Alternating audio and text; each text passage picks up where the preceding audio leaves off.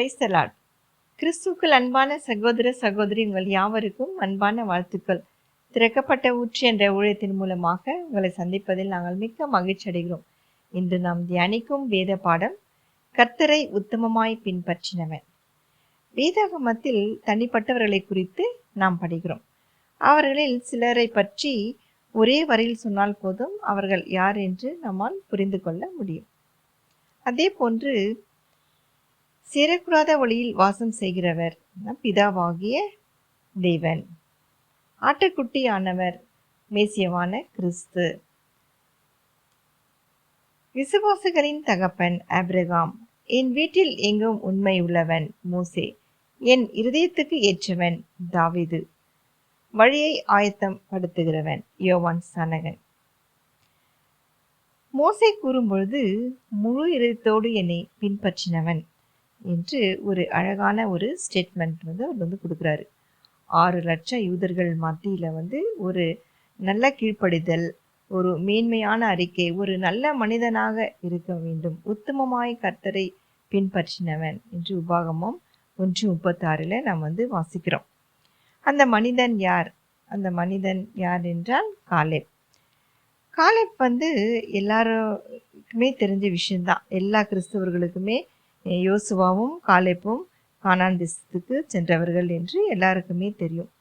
ஆனால் வேவு பார்க்க சென்றவர்கள் 12 பேர்களில் 2 பேர் மட்டும் கானான் தேசத்திற்கு சென்றார்கள். மீதி 10 பேர்கள் என்னவானார்கள்? இந்த 10 பேர் துர்ச்செய்தி பரப்பினதான் கர்த்தருடைய சன்னதியின் வாதையினால் மரித்தார்கள் என்று நாம் வேதத்தில் வாசிக்கிறோம். இந்த 10 பேரும் நாம் தெரிந்து கொள்ள அவசியம் இல்லை என்று நாம் விட்டோம். ஆனால் இந்த 10 பேரும் தேவனுடைய திட்டத்தில் மறைந்து இருக்கிறார்கள். அவர்கள் இயேசு கிறிஸ்துவின் 1000 வருட அரசாட்சியில் இந்த 12 பேருடைய பெயர்களின் அர்த்தங்கள் அதில் மறைந்து இருக்கின்றது. அவர்களில் அறிக்கை, துர்ச்செய்தி, நற்செய்தி, அவர்கள் யார், கொண்டு வந்த பழங்கள், மாதுளை பழம், அத்திப்பழம், திராட்சை பழம், இதெல்லாம் எதற்கு அடையாளமாய் இருக்கிறது? வாக்குத்தத்தம் செய்யப்பட்ட பரம கானான், மேசியா யுகத்தின் திட்டம், அவர்கள் எந்த சன்னதியில் வந்தவர்கள், காலேப் யார், கேனையான் யார், எப்பினோன் யார், காதேஷ் பர்னேயா என்றால் என்ன, அந்த பெயர்களின் அர்த்தம் என்ன? இந்த பாடத்தில் நாம் எல்லாமே நாம் தெரிந்து கொள்ள போகிறோம். யார் இந்த காலேப்? காலேப் என்றால் தாக்கு, டு அட்டாக், ஒரு நாய், ஏ டாக் என்று அர்த்தமாகும். இவருடைய காலம் பிசி 1530 ஆகும். இவர் எப்பினோனின் குமாரன் என்னப்பட்டார். எப்பினோன் என்றால் ஒரு வழி ஆயத்தமாக்கப்பட்டது, ஏவே இஸ் ப்ரிப்பேர்ட் என்று அர்த்தமாகும். கேனையான எப்பினோன் என்று கர்த்தர் ஒருவரே அவரை வழி நடத்தினார், அந்நிய தேவன் அவனோடு இருந்ததில்லை என்று நாம் வாசிக்கிறோம். அதே போன்று யோசுவா 14:14 1 நாளாகமம் 4:15 காலேப் இஸ்ரவேல் தேவனாகிய கர்த்தரை உத்தமமாய் பின்பற்றினான் என்று வாசிக்கிறோம். இப்போ கேனையான் என்பது யார்? ஆதியாகமம் 36 அதிகாரம் 15-14 1 நாளாகமம் 1:53 கேனையான் என்பதற்கு வேட்டையாடுதல், ஹண்டிங் என்று அர்த்தம். இவர்கள் எந்த சந்நிதியார்கள் என்றால், ஈசாக்கின் மூத்த மகனான ஏசாவுக்கு ஆதாள் என்ற மனைவி மூலம் எலிபாஸ் என்ற மகன் பிறந்தான். அந்த எலிபாஸின் 5வது மகன் தான் கேனாஸ் என்பவனாவான். அவனுடைய சன்னதியில் வந்தவன் தான் எப்பினோன். எப்பினோன் இந்த எப்பினோனின் மகன் காலேப் ஆகும். இவர்கள் இஸ்ரேலர்கள் அல்ல.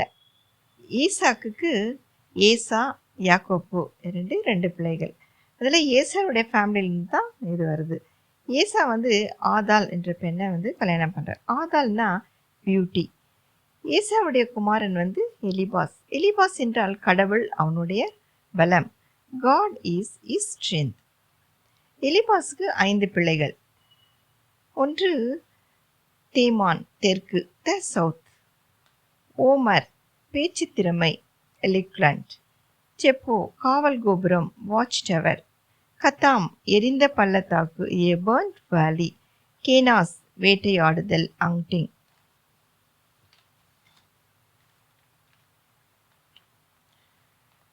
நம்ம வேதாகமத்தை வாசிக்கும் பொழுது நிறைய பெயர்கள் வரும்.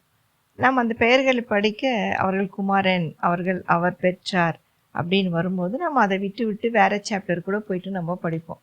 ஆனால் வேதாகமத்தில் ஒவ்வொரு பெயர்களுக்கும் ஒவ்வொரு அர்த்தங்கள் இருக்கின்றது. அதனால தான் இயேசு கிறிஸ்து பிறக்கும் பொழுது கூட மத்திய சுவிசேஷத்தில் அவருடைய வம்ச வரலாறை பற்றி எழுதியிருக்கிறது. ஒவ்வொரு பெயர்களுக்கும் ஒவ்வொரு அர்த்தங்களும் அதில் அடங்கி இருக்கிறது. நம்முடைய வேதாகமத்தை பழைய ஏற்பாடு எபிரேய மொழியில் எழுதப்பட்டது. அதனால் தமிழ் மொழியில் பெயர்க்கும்பொழுது அந்த வார்த்தைகள் எல்லாம் சரியாக மொழிபெயர்க்கப்படவில்லை. அதில் இப்போ இஸ்மவேல், யோவேல், இஸ்ரவேல், சாமுவேல், பெத்துவேல் என்று மொழிபெயர்த்தார்கள். ஆனால் சரியான அதனுடைய பெயர்களுடைய அர்த்தங்கள் இம்மானுவேல், சாமுவேல் தான் சரியான அர்த்தம். இஸ்ரேல், பெத்தேல் என்று அர்த்தமாகும். ஆதாம் முதல் நோவா வரையில் 10 தலைமுறையில் எபிரிய பெயர்களுக்குள் உள்ள அர்த்தங்களாக இருந்தது. ஆதியாகமம் 5ஆம் அதிகாரம் பிறப்பு இறப்பு பதிவு செய்து வைத்துள்ள ஒரு அதிகாரமாகவே தோன்றும். எபிரேயர் பெயர்களை சேர்த்து வாசித்தோமானால் இதில் தேவனுடைய திட்டம் ரட்சிப்பின் திட்டம் அது அடங்கி இருக்கும். நாம் முழுமையாக நாம் அதை தெரிந்து கொள்வோம். அதே போல என்னாகமம் 13ஆம் அதிகாரத்தில் உள்ள வேவு பார்க்க சென்றவர்களின் 12 கோத்திர பிரபுக்களின் பெயர்களை நாம் கூர்ந்து கவனித்தால் அவர் வாக்குத்தத்தம் செய்யப்பட்ட பரமகாணனை பற்றி எழுதியிருக்கிறது. நாம் அதை விரிவாக பார்க்கலாம். என்னாகமம் 13ஆம் அதிகாரம் 1-16 வரை வாசிக்கலாம். கர்த்தர் மோசேயை நோக்கி, நான் இஸ்ரவேல் புத்திரருக்கு கொடுக்கும் கானான் தேசத்தை சுற்றி பார்ப்பதற்கு நீ மனிதரை அனுப்பு. ஒவ்வொரு பிதாக்களின் கோத்திரத்திலும் ஒவ்வொரு பிரபுவாகிய புருஷனை அனுப்ப வேண்டும் என்றார். மோசே கர்த்தருடைய வாக்கின்படியே அவர்களை பாரான் வனாந்தரத்திலிருந்து அனுப்பினார். அந்த மனிதர் யாவரும் இஸ்ரவேல் புத்திரர் தலைவர்கள். அவருடைய நாமங்கள் ரூபன் கோத்திரத்தில் சாக்கூரின் குமாரன் சமுவா, சிமியோனின் கோத்திரத்தில் ஓரியின் குமாரன் சாபாத், யூதா கோத்திரத்தில் எபினோனின் குமாரன் காலேப், இசாக்கர் கோத்திரத்தில் யோசேப்பின் குமாரன் ஈகால், எபிரோயின் கோத்திரத்தில் நுனியின் குமாரன் ஓசையா, பென்னமின் கோத்திரத்தில் ரப்புனியின் குமாரன் பல்தி, செபுலோயின் கோத்திரத்தில் சோதியின் குமாரன் காதேல், யோசேப்பின் கோத்திரத்தில் சேர்ந்த மனசா கோத்திரத்தில் சூசியின் குமாரன் காதி, தான் கோத்திரத்தில் கெமிலியின் குமாரன் அம்மியல், ஆசர் கோத்திரத்தில் மிகாவேலின் குமாரன் சேத்தூர், நப்தலி கோத்திரத்தில் ஓபேசியின் குமாரன் நாகாபி, காத் கோத்திரத்தில் மாகியின் குமாரன் கூவேல். தேசத்தை சுற்றி பார்க்கும்படி மோசே அனுப்பின மனிதர்களின் நாமங்கள் இவைகளே. நாம் வாசித்த இந்த வேத பாடத்தில் எல்லா பெயர்களை அது குறிப்பிட்டு இருக்கிறது. இந்த பெயர்கள் நம்ம அந்த பெயர்களுடைய அர்த்தங்கள் நம்மளுக்கு ஒன்றுமே புரியாது. ஓரியின் குமாரன் சாபாத், காலேப், ஈகால், ஓசியா, பல்தி, காதேல் இதெல்லாம் அந்த எபிரேயர் வார்த்தையில் இருக்கிறது. அதனுடைய அர்த்தங்கள் எல்லாம் நாம் கடைசியில் நாம் பார்க்கலாம். மேசியா யுகத்தின் திட்டத்தில் தேவன் மோசையின் மூலம் ஒவ்வொரு கோத்திரத்திலும் ஒவ்வொரு பிரபுவாகிய புருஷனை கானான் தேசத்துக்கு உளவு பார்க்கும்படி அனுப்ப சொன்னார். அவங்களெல்லாம் பிரபுக்கள் என்னப்பட்டார்கள். கோத்திரத்தின் பிரபுக்கள்லாம் நம்ம ஹெட்ஸ் என்று ஆங்கிலத்தில் நம்ம சொல்வோம். ஹெட் தலைமை, தலைவன், கேப்டன், முதன்மையாக சீஃப், முதல்வர், பிரின்சிபல், மிக சிறந்த எக்ஸலண்ட், ஆளுநர், கவர்னர், அப்புறமா அரசாளுகிறவர், ரூலர், இளவரசர், பிரின்சி என்ற அர்த்தங்கள் உள்ளன. இந்த 12 பிரபுக்களும் வந்து பாரான் வனாந்திரத்திலே காதேஷ் பர்னேயா என்ற இடத்திற்கு அனுப்புவதாக யோசுவா 14:7 கூட நாம் வந்து வாசிக்கிறோம். காதேஷ் என்றால் பரிசுத்தம், பர்னேயா என்றால் அலைந்து திரிதல் என்று அர்த்தமாகும். இங்கிருந்து அனுப்பப்பட்டதில் என்ன விசேஷம் இருக்கிறது என்றால், என்னாகமம் 13:10 வாசிக்கிறோம், மோசே தான் தெரிந்து கொண்ட இந்த பிரபுக்களை தேவன் தங்களுக்கு வாக்குத்தத்தம் செய்த பாலும் தேனும் ஓடுகிற தேசமான பரம கானானை சுற்றி பார்த்து, அங்கு தேசம் எப்படிப்பட்டது என்றும், ஜனங்கள் பலவான்களோ பலவீன்களோ, கொஞ்சம் பேரோ அதிகம் பேரோ என்றும், பட்டணங்கள் எப்படிப்பட்டது என்றும், கூடாரங்களில் குடியிருக்கிறவர்களோ கோட்டையில் குடியிருக்கிறவர்களோ, நிலம் எப்படிப்பட்டது, வளமானதோ இலப்பமானதோ, விருட்சகங்கள் உண்டோ இல்லையோ என்று பார்த்து தேசத்தின் கனிகள் சிலவற்றை கொண்டு வாருங்கள் என்று என்னாகம் 13:18-20 நாம் வாசிக்கிறோம். அவர்கள் சென்ற காலம் வந்து திராட்சை பழம் முதல் பழுக்கின்ற காலமாய் இருந்தது. அவர்கள் சீன் வனாந்தரம் தொடங்கி ஆமனத்துக்கு போகிற வழியாக ரெபெக்கோ மட்டும் சுற்றி பார்த்து தெற்கேயும் சென்று வேவு பார்த்து 40 நாட்களை வந்து அவர் வந்து எடுத்துக்கொள்றாங்க. என்னாகமம் 13:10 மோசே தான் தெரிந்து கொண்ட இந்த பிரபுக்களை தேவன் தங்களுக்கு வாக்குத்தத்தம் செய்த பாலும் தேனும் ஓடுகிற தேசம் ஆகிய கானானை சுற்றி பார்த்து, அங்கு தேசம் எப்படிப்பட்டது என்றும், ஜனங்கள் பலவான்களோ பலவீன்களோ, கொஞ்சம் பேரோ அதிகம் பேரோ என்று, பட்டணங்கள் எப்படிப்பட்டது என்றும், கூடாரங்களில் குடியிருக்கிறவர்களோ கோட்டையில் குடியிருக்கிறவர்களோ, நிலம் எப்படிப்பட்டது, வளமானதோ இழுப்பமானதோ, விருட்சகங்கள் உண்டோ இல்லையோ என்று பார்த்து தேசத்தின் கனிகளை சிலவற்றை கொண்டு வாருங்கள் என்று கூறுகிறார். என்னாகமம் 13:18-20 நாம் வந்து வாசிக்கிறோம். அவர்கள் சென்ற காலம் வந்து திராட்சை பழம் வந்து முதல் பழுக்கிற காலமாக இருந்தது. முதற் பலன் அவர்கள் சீன் வனாந்திரம் தொடங்கி ஆமனத்துக்கு போகிற வழியாக ரெகோப் மட்டும் சுற்றி பார்த்து தெற்கையும் சென்று எபிரோன் மட்டும் போனார்கள். இவர்கள் வந்து அந்த தேசத்தை வெகு பார்க்க 40 நாட்களை வந்து அவர்கள் எடுத்துக்கொண்டார்கள். வேதாகமத்தில் 40 என்ற எண் வந்து அநேக இடங்களில் வந்து நாம் வாசிக்கிறோம். எல்லா இடங்களிலும் அது வந்து சோதனை குறிக்கிறது, அல்லது சோதனை காலம், டெஸ்டிங் பீரியட் என்று சொல்லலாம். ஆதியாகமம் 7:12 நோவாவும் அவருடைய குடும்பத்தாரும் பிழைக்குள் சென்ற பின் 40 நாட்கள் வந்து மழை பெய்ந்தது. இது வந்து நோவா விசுவாசத்திற்கு வந்த சோதனை காலமாகும். கோலியாத்தின் நிந்தனை வந்து 40 நாட்கள். 1 சாமுவேல் 17:16 இஸ்ரேல் ஜனங்கள் மீது யுத்தம் செய்த வந்த பெலிஸ்தியர் வீரனான கோலியாத்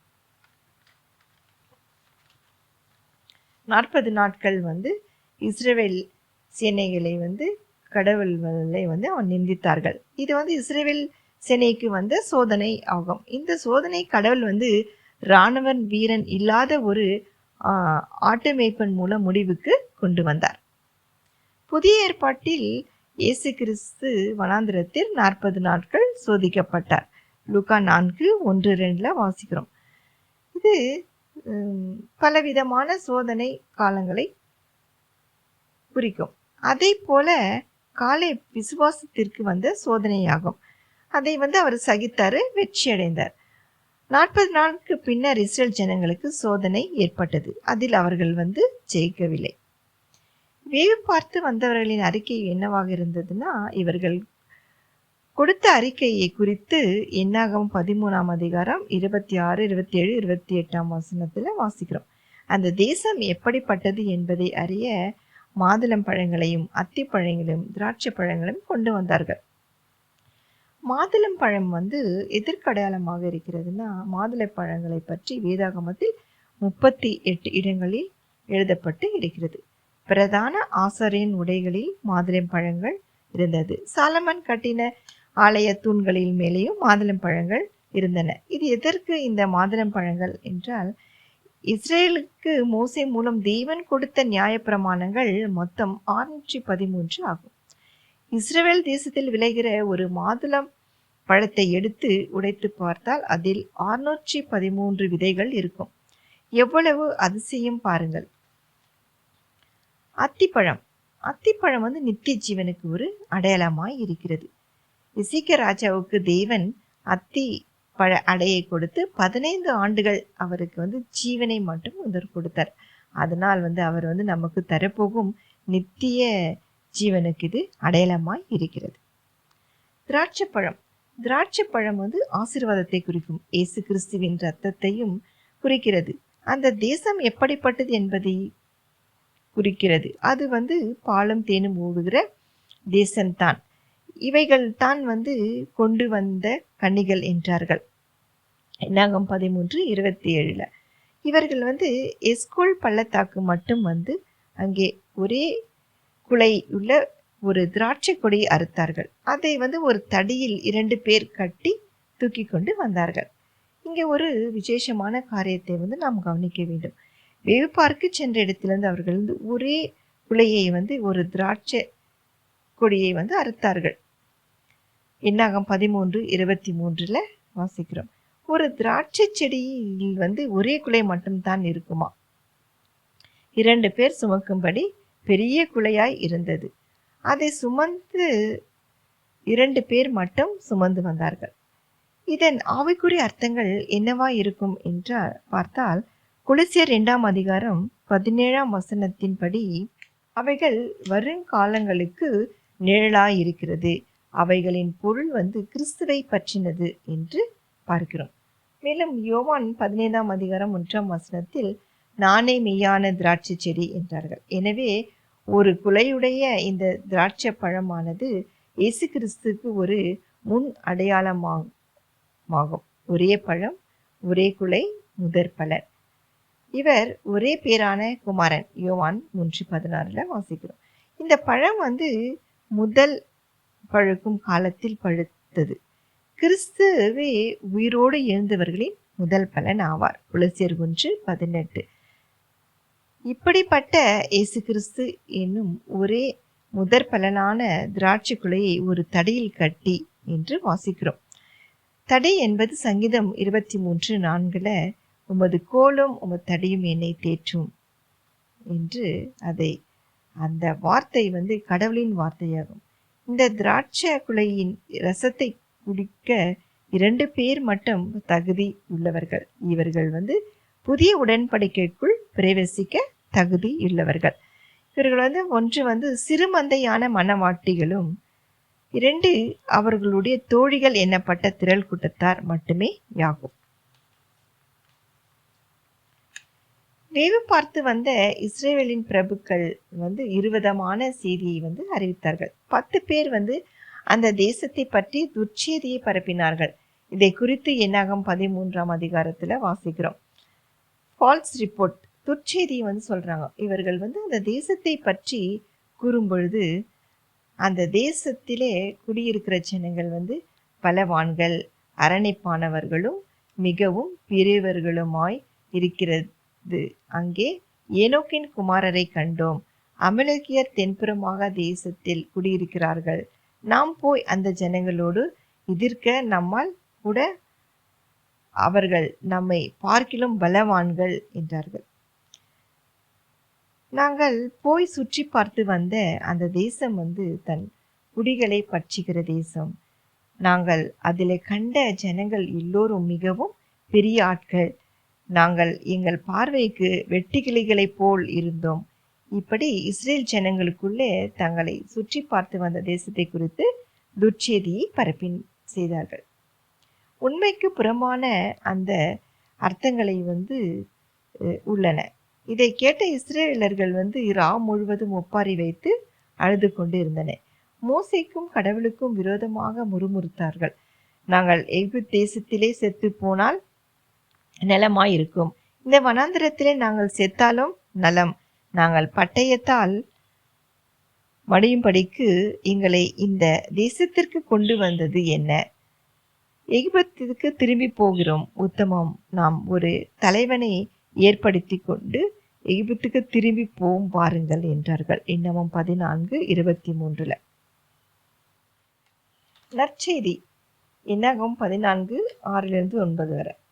யோசுவாவும் காலேப்பும் தாங்கள் வஸ்திரங்களை கிழித்து கொண்டு, நாங்கள் பார்த்து சோதித்த தேசம் மகா நல்ல தேசம். தேவன் நம்மேல் பிரியமாயிருந்ததால் அந்த தேசத்தில் நம்மை கொண்டு போய் சேர்ப்பார். பாலும் தேனும் ஓடுகிற அந்த தேசத்தை நமக்கு கொடுப்பார். தேவனுக்கு விரோதமாக மட்டும் கலகம் பண்ணாதிருங்கள். அந்த தேசத்தில் ஜனங்களுக்கு நீங்கள் பயப்பட வேண்டாம். அவர்களை காத்த நிழல் அவர்களை விட்டு விலகி போயிற்று. தேவன் நம்மோடு இருக்கிறார், அவர்களுக்கு நாம் பயப்பட வேண்டியதில்லை என்றார். அப்பொழுது அவர்கள் மேல் கல்யற வேண்டும் என்று சபையார் எல்லோரும் சொன்னார்கள். என்னாகும் 14:10. காலேப் தேவன் மேல் வைத்திருந்த நம்பிக்கை, விசுவாசம் மிக பெரியது. மனிதர்களின் பலத்தை நம்பவில்லை. நான் செய்வேன், என்னால் முடியும் என்று சொல்லவில்லை. எப்படியாவது ஜனங்களை நம்ப வைக்க வேண்டும் என்பதற்காகவே 2 பேர் சுமக்கக்கூடிய திராட்சை குலையை சுமந்து வந்தார். தேவன் நம்மோடு இருக்கிறார் என்று கடவுளின் மேல் நம்பிக்கை கொண்டிருந்தார். எனவே தான் என்னுடைய தாசனாகிய காலேப் வேற ஆவியை உடையவனாகவே இருந்து, என்னாகும் 14:24, முழு இதயத்தோடு என்னை பின்பற்றினபடியினால் அவன் போய் வந்த தேசத்திலே அவனை சேர பண்ணுவேன். அவன் சந்ததியார் அதை சுதந்திரித்துக் கொள்வார்கள் என்றார். வேவு பார்க்க சென்ற 12 பேரில் யோசுவாவும் காலேப்பும் மட்டுமே நற்செய்தி சொன்னார்கள். மற்ற 10 பேரும் துர்ச்செய்தியை பரப்பினார்கள். இப்படி துர்ச்செய்தி பரப்பினவர்கள் தேவனின் சன்னதியில் வாதையினால் மரித்தார்கள். என்னாகும் 14:37. யோசித்து பாருங்கள். மரித்த 10 பேரின் மனைவிகள் விதவி ஆனார்கள். 10 பேரின் குடும்பத்தார்கள் கோத்திரத்தாரும் எந்த அளவுக்கு காலேப்பை வெறுத்திருப்பார்கள் இல்லையா?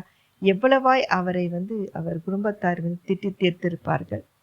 இந்த சம்பவங்களை சில 1000 ஆண்டுகளுக்கு முன்பு இஸ்ரேல் ஜனங்களுக்கு நிகழ்ந்தது. இப்பொழுது இதை ஏன் வாசிக்க வேண்டும்?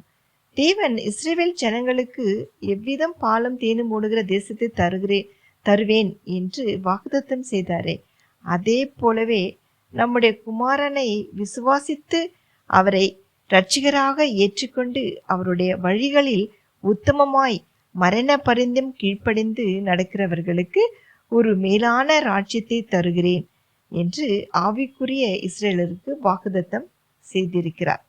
இதை குறித்து நம்முடைய இரட்சகராக இயேசு கிறிஸ்து யோவான் 14:1-3 விளக்கி கூறுகிறார். ஆகவே அந்த இடத்தை குறித்து கிறிஸ்தவர்கள் கூட 2 விதமான கருத்துக்களை கூறப்பட்டு இருக்கிறார்கள். அதிகபட்சமான கிறிஸ்தவர்கள் பரலோக ராஜ்யம் என்பது நல்லதுதான், ஆனால் இயேசுவை குறித்து ஏற்றுக்கொள்ளாதவர்களுக்கு அங்கே அக்னியும் கந்தகமும் எரியும் இடமாய் இருக்கிறது, அது ஜனங்களை பட்சிக்கும் என்றும் துர்ச்செய்தியை பரப்பிக்கொண்டு இருக்கிறார்கள். அங்கே பிசாசுகள் துரத்துவதாகவும் ஒருவரும் செல்ல இயலாதபடி அவர்கள் நம்மை அக்னி கடலே தள்ளிவிடும் என்றும் அங்கே சதாகாலகம் அக்னி எரிந்து கொண்டு இருக்கும் என்றெல்லாம் தவறாக சொல்லி ஜனங்களை பயன்படுத்தி கொண்டு இருக்கிறார்கள். புழு சாகாமலும் அக்னி அணையாமலும் இருக்கும் என்றெல்லாம் ஜனங்களை பயப்படுத்தி கொண்டு இருக்கிறார்கள். துர்ச்செய்தியை பரப்பினவர்கள் தேவனின் சன்னதியில் வாதையினால் எப்படி மரித்தார்களோ அதே போல இப்போ துர்ச்செய்தி பரப்பினவர்களும் அனைவரும் வாதையினால் மரிப்பார்கள். மனவாட்டிகள் சிறு மந்தை, புத்தியுள்ள கன்னிகைகள், சியோன் குமார்த்தி என்றெல்லாம் அழைக்கப்படுகிற யோசுவாவை போன்ற 1,44,000 பேர் திரள் கூட்டத்தார். தொழில் வகுப்பு என்று சொல்லப்படும் காலேப் போன்ற 2 பேர் மட்டும் பரலோக ராஜ்யத்தை பற்றி நற்செய்தியை பரப்பினார்கள். அவர்கள் கொண்டு வந்த திராட்சை பழம் ஆசீர்வாதம் ஆகவும், மாதுளை பழம் ஜீவனும் சுகமும் உள்ளதாகவும், அத்திப்பழம் நித்திய ஜீவனை உடையதாகவும் இருக்கும். உளவு பார்க்க சென்ற 12 பிரபுக்களின் பெயர்களின் அர்த்தங்களும் இயேசு கிறிஸ்துவின் 1000 வருட அரசாட்சியில் இந்த பெயர்களின் அர்த்தங்கள் எல்லாம் அடங்கி இருக்கிறது. அது என்ன என்று நாம் இப்பொழுது பார்க்கலாம். ஃபஸ்ட்டு வந்து ரூபன் கோத்திரத்திலிருந்து சாக்கூரின் குமாரன் சமுவா. சமுவா என்றால் புதுப்பிக்கப்பட்ட என்று அர்த்தம். ஏசாயா 65:17 இதோ நான் புதிய வானத்தையும் புதிய பூமியும் சிருஷ்டித்தேன், முந்தினவைகள் இனி நினைக்கப்படுவதில்லை, மனதிலே தோன்றுவதும் இல்லை. வெளிப்படுத்தின விசேஷம் 21:4 அவருடைய கண்ணீர் யாவையும் தேவன் துடைப்பார், இனி மரணமும் இல்லை, துக்கமும் இல்லை, அலறுதலும் இல்லை, வருத்தமும் இல்லை, முந்தினது ஒழிந்து போயின என்று விளம்பினது. சாத்தானின் அதிகாரம் பிடுங்கப்பட்டு புதிய வானத்தையும் புதிய பூமியையும் தேவன் சிருஷ்டிக்கிறார். எல்லா புதிதாயின. ஆதாமுக்கு கொடுத்த சாபங்கள் எல்லாம் நீக்கப்படும். சிங்கம் மாட்டை போல் வைக்கோல் தின்னும், பசுவும் கரடியும் கூடி மேயும், பால் குடிக்கும் குழந்தை கட்டுவிரியன் புற்றில் தன் கைகளை வைக்கும், குளிரனின் கண்கள் யாவும் திறவுண்டு போம், முடவன் மானை போல துள்ளி குதிப்பான், அவருடைய பரிசுத்த பர்வதம் எங்கும் தீங்கு செய்வார் இல்லை, கேடு செய்வாரும் இல்லை. ஒரு தேசத்திற்கு விரோதமாக ஒரு தேசம் பட்டயம் எடுப்பதும் இல்லை. இனி அவர்கள் யுத்தத்தை கற்பதும் இல்லை. வியாதாய் இருக்கிறேன் என்று நகரவாசிகள் சொல்வதும் இல்லை. சமுத்திரம் ஜலத்தினால் நிறைந்திருக்கிறது போல பூமி கர்த்தரை அறிகிற அறிவினால் நிறைந்திருக்கும். இவ்விதம் உலகில் உள்ள எல்லாமே புதிதாக்கப்பட்டு இருக்கும். இரண்டாவது சிமியோன். சிமியோன் ஓரியின் குமாரன் சாப்பாத். சாப்பாத் என்றால் அவருடைய ராஜ்யத்தில் நியாயம் தீர்க்கும் நியாயாதிபதியாக வரப்போகிறவர். இதற்குரிய வசனங்கள் நாம் வாசிக்கலாம். அப்போஸ்தலர் 17:31 ஒரு நாளை குறித்து வைத்து இருக்கிறார். தாம் நியாயமித்த மனுஷனை கொண்டு பூலோகத்தை நீதியாய் நியாயம் தீர்ப்பார். அந்த மனுஷனை மரித்தோலிருந்து எழுப்பினதினால் அதன் நிச்சயத்தை எல்லோருமே விளங்க பண்ணுவார். ரோமர் 2:6 தேவன் அவனவனுடைய கிரிகளுக்கு தக்கதாய் அவனுக்கு பலன் அளிக்கிறார். 2 கொரிந்தியர் 5:10 ஏனென்றால் சரீரத்தில் அவனவன் செய்த நன்மைக்காக தீமைக்காக தக்க பலனை அடையும்படிக்கு நாம் எல்லாம் கிறிஸ்துவின் நியாயசனத்திற்கு முன்பாக வெளிப்பட வேண்டும். ஏசாயா 11:3 கர்த்தருக்கு பயப்படுதல் அவருக்கு உகந்த வாசனையாய் இருக்கும், அவர் தமது கண்டபடி நியாயம் தீர்க்காமலும் தமது காது கேட்டபடி தீர்ப்பு செய்யாமலும் நீதியின்படி ஏழைகளை நியாயம் விசாரித்து யார்த்தானத்தின்படி பூமியில் உள்ள சிறுமையானவர்களுக்கு தீர்ப்பு செய்து பூமியை தமது வாக்கின் கோலால் அடித்து தன் வாயின் சுவாசத்தால் துர்மார்க்கரை சங்கரிப்பார். 1 பேதுரு 4:5 உயிரோடு இருக்கிறவர்களுக்கு மரித்தவர்களுக்கும் நியாயம் தீர்ப்பு கொடுக்க ஆயத்தமாய் இருக்கிறவர்களுக்கு அவர் கணக்கெடுப்பு வைப்பார். மூன்றாவது யூதா கோத்திரம். யூதா கோத்திரத்தின் எப்பினோனின் குமாரன் காலேப். காலேப் என்றால் நாய்.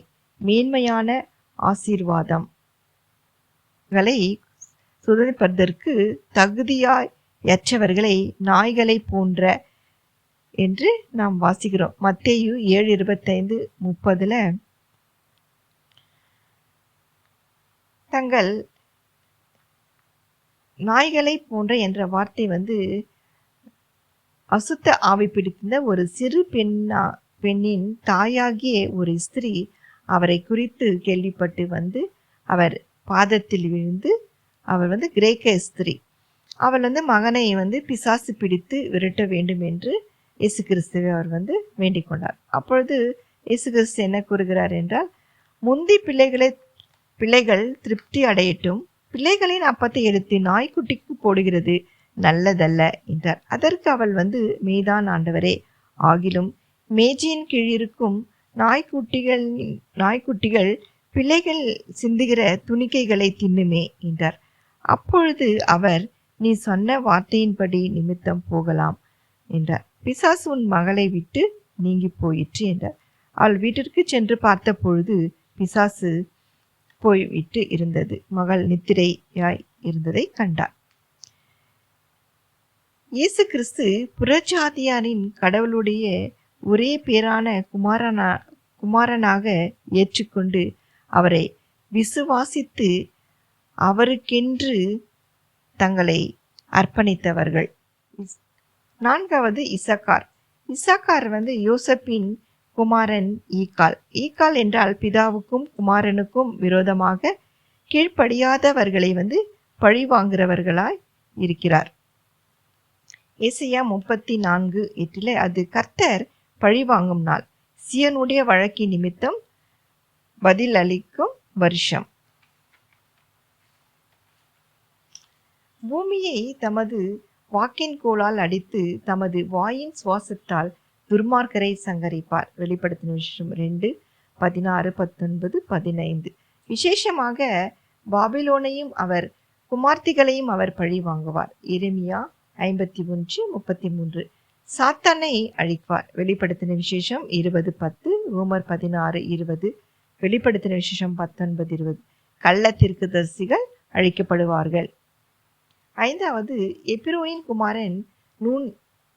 எப்பிரோயின் கோத்திரத்தில் நூனியின் குமாரன் ஓசியா. ஓசியா என்றால் யோசுவா. யோசுவா நம்முடைய இரட்சகராக இயேசு கிறிஸ்துவுக்கு அடையாளமாய் இருக்கிறது.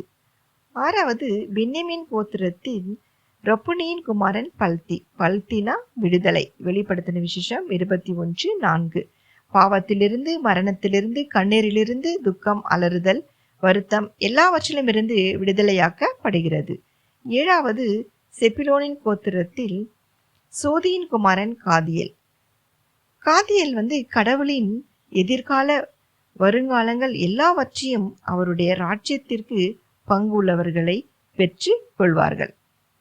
எட்டாவது யோசப்பின் கோத்திரத்தில் மனசாவின் குமாரன் காதி. காதி வருங்கால நன்மைகளை அப்போஸ்தலனான பவுல் எழுதும்போது 1 கொரிந்தியர் 2:9 எழுதியிருக்கிறபடி கடவுள் தம்மில் அன்பு கூறுகிறவர்களுக்கு ஆயத்தம் பண்ணினவைகளை கண் காணவும் இல்லை, காது கேட்கவும் இல்லை, அவர்கள் மனுஷனுடைய இருதயத்தில் தோன்றவும் இல்லை என்று வருங்கால நன்மைகளை கூறியிருக்கின்றார். ஒன்பதாவது தான் கோத்திரத்தில் கெமிலின் குமாரன் அம்மியல். அம்மியல் கடவுளுடைய பிள்ளைகளாக மாற்றப்படுகிறார்கள். த பீப்புள் ஆஃப் காட், அவருடைய ராஜ்யத்திலே. பத்தாவது ஆசார் கோத்திரத்தில் மிகாவேலின் குமாரன் சேத்தூர். சேத்தூர் மறைந்திருக்கிற அவருடைய ராஜ்யத்திற்கு பங்குள்ள பிள்ளைகளுக்கு நான் மறைவான மன்னாவை புசிக்க கொடுப்பேன் என்றார். ஜெயம் கொண்டு அவருடைய ராஜ்யத்தில் பங்கு பெறும் வாய்ப்பை பெறுகிற கடவுளுடைய பிள்ளைகளுக்கு அவனுக்கு வெண்மையான குறிக்கல்லை அந்த கல்லின் மேல் எழுதப்பட்டதும் அதை பெறுகிறவனே என்று வேறொருவனும் அறியக்கூடாததும் ஆகிய புதிய நாமத்தை கொடுப்பேன் என்று வெளிப்படுத்தின விசேஷம் 2:17 வாசிக்கிறோம். 11வது நப்தலின் கோத்திரத்தில் ஓபியின் குமாரன் நாகாபி. நாகாபினா ரகசியமான, வெரி சீக்ரெட் என்று அர்த்தம். 12வது காத்து கோத்திரத்தில் மாகியின் குமாரன் கூவேல். கூவேல் என்றால் கடவுளின் மகிமை, த க்ளோரி ஆஃப் காட். இதை பற்றி தாவீது 97வது சங்கீதத்தில் அருமையான பாடலை எழுதி வைத்து இருக்கிறார். சங்கீதம் 96:9 பரிசுத்த அலங்காரத்துடன் கர்த்தரை தொழுது கொள்ளுங்கள், பூலோகத்தார் யாவரும் நீங்கள் அவருக்கு முன்பாக நடுங்கள் என்றார். வெளிப்படுத்தின விசேஷம் 19:6-7 அப்பொழுது திரளான ஜனங்களோடும் ஆரவாரம் போலவும் பெரும் வெள்ள இரைச்சலை போலவும் பலத்த இடி முழக்கத்தை போலவும் ஒரு சத்தம் உண்டாகி, அல்லேலுயா, சர்வ வல்லமையுள்ள கடவுளாகிய தேவனாகிய கர்த்தர் ராஜ்யபாரம் பண்ணுகிறார், நாம் சந்தோஷப்பட்டு களி கூர்ந்து அவருக்கு துதி செலுத்த கடவும். இப்படிப்பட்ட காரியங்களை நமக்கு அறிவிக்கும்படிக்கு அந்த 12 பிரபுக்களை தெரிந்தெடுத்து அவைகளில் பெயர்களின் அர்த்தங்களும் எல்லாவற்றையும் அடக்கி வைத்து இருக்கிறார். இவைகளை யோவான் என சுவிசேஷம் 5:39 படி வேத வாக்கியங்களை ஆராய்ந்து பாருங்கள், அவைகளால் உங்களுக்கு நித்திய ஜீவன் உண்டு என்று எண்ணீர்களே என்னை குறித்து சாட்சி கொடுக்கிறவைகளும் அவைகளே என்றார். அன்பான சகோதர சகோதரிகளே, காலப்பை போல நாம் முழு இருதயத்தோடு தேவனை பின்பற்றினால் நம்மையும் அவர் பாலும் தேனும் ஓடுகிற பரம காணனுக்கு அழைத்து செல்வார். யோசுவா என்றால் இரட்சகர் என்று அர்த்தமாகும். அவர் நம்முடைய இரட்சகரான இயேசு கிறிஸ்துவுக்கு ஒரு முன் அடையாளமானவர். இரட்சகராக இயேசு கிறிஸ்து நாய்களை போன்ற நம்மை மட்டும் பாலும் தேனும் ஓடுகிற வாக்குத்தத்தம் பண்ணப்பட்ட பரம காணனுக்கு தேசத்திற்கு அழைத்து செல்வார். காலேப் ஒரு புறஜாதியான். காலேப் என்றால் நாய் என்று அர்த்தம். புறஜாதியார் சுத்தமில்லாதவர்கள், நாய்களைப் போல கருதப்பட்டவர்கள். ஏசியா 64:6 நாங்கள் அனைவரும் தீட்டானவர்கள் போல இருக்கிறோம், எங்களையும் நீதிக்கெல்லாம் அழுக்கான கந்தை போல இருக்கிறது, நாங்கள் அனைவரும் இலைகளைப் போல உதிர்கிறோம், எங்கள் அக்கிரமங்கள் காற்றை போல் எங்களை அடித்து கொண்டு போகிறது. மெய் கடவுளை கண்டடைய சுத்திகரிக்கிறவர்கள் பர்னேயாவில் உள்ளவர்கள். இப்படிப்பட்ட புறஜாதியரை பரிசுத்தமான இடத்திற்கு தேவன் அழைத்து செல்வதை நமக்கு ஒரு பாடமாக போதிக்கவே காலேப் காதேஷ் பர்னேயா என்ற இடத்திலிருந்து புறப்பட்டதாக நாம் வாசிக்கிறோம். கடவுள் நம்முடைய நாமத்திற்கென்று புறஜாதியர்களை இருந்து ஒரு கூட்டத்தாரை அவர் தேர்ந்தெடுத்து கொண்டார். இதை சிமியோனுக்கு விவரித்து அவர் சொல்கிறார். லூக்கான சுவிசேஷம் 2:30 சிமியோன் தெய்வ பக்தி உள்ள நீதியும் அவன் மேல் பரிசுத்த ஆவி இருந்தது. கர்த்தருடைய கிறிஸ்துவை நீ காணும் முன்னே மரணம் அடைய மாட்டாய் என்று பரிசுத்த ஆவியினால் அவனுக்கு அருளப்பட்டு இருந்தது. அவன் ஆவியினால் ஏவுதலினாலும் தேவாலயத்தில் வந்திருந்தான். இயேசு இன்று பிள்ளையை நியாயப்பிரமாணத்தின் முறைமையின்படி செய்வதற்கு தேவாலயத்தில் தாய் தகப்பன் அவரை உள்ளே கொண்டு வந்தார்கள். சிமியோன் அவரை கையில் ஏந்தி கொண்டு தேவனை ஸ்தோத்தரித்து, ஆண்டவரே, உமது வார்த்தையின்படி உமது அடியனை இப்பொழுது சமாதானத்தோட போக விடுவீர். அப்பொழுது சிமியோன் சொல்லுகிறார், புறஜாதியர்களுக்கு பிரகாசிக்கிற ஒளியாகவும் உம்முடைய ஜனமாக இஸ்ரவேலுக்கு மகிமையாகவும் தேவரில் சகல ஜனங்களுக்கு முன்பாக ஆயத்தம் பண்ணின உம்முடைய ரட்சனை என் கண்கள் கண்டது என்று இயேசு கிறிஸ்துவை அவர் கூறுகிறார். அவரை குறித்து யோசேப்பு மரியாளும் ஆச்சரியப்பட்டார்கள். புறஜாதியாக நம்மை இந்த உலகத்திற்கு மீட்பதற்காக அவருடைய ராஜ்யத்தில் பங்கு பெற நம்மை பரம காணனுக்கு அழைத்து செல்கிறார். கர்த்தருடைய வார்த்தைகளை கேட்டுக்கொண்டிருந்த உங்களை அனைவரையும் ஆசீர்வதிப்பாராக. உங்களையும் பரம காணனுக்கு அழைத்து செல்வதற்கு நாம் அனைவரும் நித்திய ஜீவனை பெற ஆயத்தமாயிருப்போம். சர்வ வல்லமுள்ள தேவனாகிய கர்த்தருக்கு ஸ்தோத்திரம் உண்டாவதாக. ஆமென்.